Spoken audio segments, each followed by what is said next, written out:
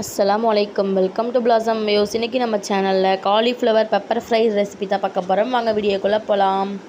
அதுக்கு ஒரு பாத்திரத்தில் தண்ணி வச்சுருக்கேன். அதில் தேவையான அளவுக்கு உப்பு போட்டுட்டு நல்லா மிக்ஸ் பண்ணி விட்டுடலாம். தண்ணி கொதி வர ஸ்டார்ட் ஆனதுக்கப்புறம் அது கூட நம்ம கட் பண்ணி வாஷ் பண்ணி வச்சுருந்த காலிஃப்ளவரை போட்டுக்கலாம். எல்லாத்தையும் சின்ன சின்னதாக கட் பண்ணிக்கலாம் காலிஃப்ளவரை. இப்போ இது கூட மஞ்சத்தூள் 1/2 டீஸ்பூன் அளவுக்கு போட்டுட்டு நல்லா மிக்ஸ் பண்ணி விட்டுடலாம். இது ஒரு 2 நிமிஷம் அப்படியே இருக்கட்டும். 2 நிமிஷத்துக்கு அப்புறம் இந்த மாதிரி கொதி வர மாதிரி இருக்கும். இப்போதைக்கு ஸ்டவ் ஆஃப் பண்ணிவிட்டு தண்ணியை ஃபில்டர் பண்ணி எடுத்து வந்துடலாம் தனியாக. இப்போ கடாய் ஹீட் பண்ணிவிட்டு அதில் மிளகு 1/2 டீஸ்பூன் அளவுக்கு ஆட் பண்ணிக்கிறேன். பெருஞ்சீரகம் 1 டீஸ்பூன் அளவுக்கு ஆட் பண்ணிக்கலாம். ஜீரகம் 1 டீஸ்பூன் அளவுக்கு ஆட் பண்ணிக்கலாம். இது எல்லாத்தையும் ட்ரையாக நல்லா ரோஸ்ட் பண்ணி எடுத்து வந்துடலாம்.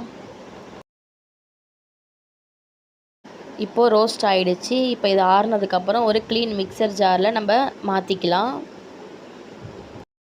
இப்போது இதை நம்ம பவுடராக கிரைண்ட் பண்ணி எடுத்து வந்துடலாம். கிரைண்ட் பண்ணியாச்சு.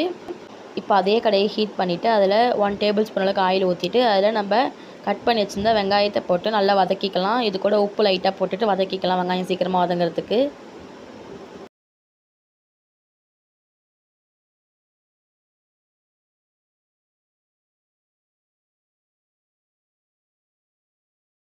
வெங்காயம் வதங்கினதுக்கப்புறம் இது கூட கருவேப்பிலை ஒரு கொத்தளவுக்கு ஆட் பண்ணியிருக்கேன். இஞ்சி பூண்டு பேஸ்ட் 1/2 டீஸ்பூன் அளவுக்கு ஆட் பண்ணியிருக்கேன். ராஸ்மல் போனதுக்கப்புறம் இது கூட நம்ம வேக வச்சுருந்த காலிஃப்ளவரை ஆட் பண்ணிவிட்டு நல்லா மிக்ஸ் பண்ணி விட்டுக்கலாம்.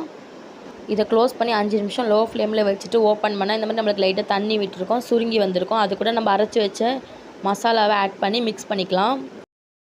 இது கூட லாஸ்ட்டாக மல்லித்தலை ஆட் பண்ணிவிட்டு நம்ம அடுப்பை ஆஃப் பண்ணிடலாம். இப்போ ஒரு பிளேட்டில் ட்ரான்ஸ்ஃபர் பண்ணியாச்சு.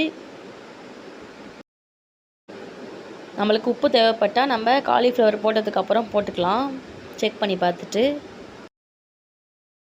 ஓகே ஃப்ரெண்ட்ஸ், இந்த ரெசிபி உங்கள்கிட்ட ட்ரை பண்ணி பாருங்கள். இந்த வீடியோ உங்களுக்கு பிடிச்சிருந்தா லைக் பண்ணுங்கள், ஷேர் பண்ணுங்கள், கமெண்ட் பண்ணுங்கள், மறக்காமல் சப்ஸ்கிரைப் பண்ணிடுங்க. தேங்க்ஸ் ஃபார் வாட்சிங்.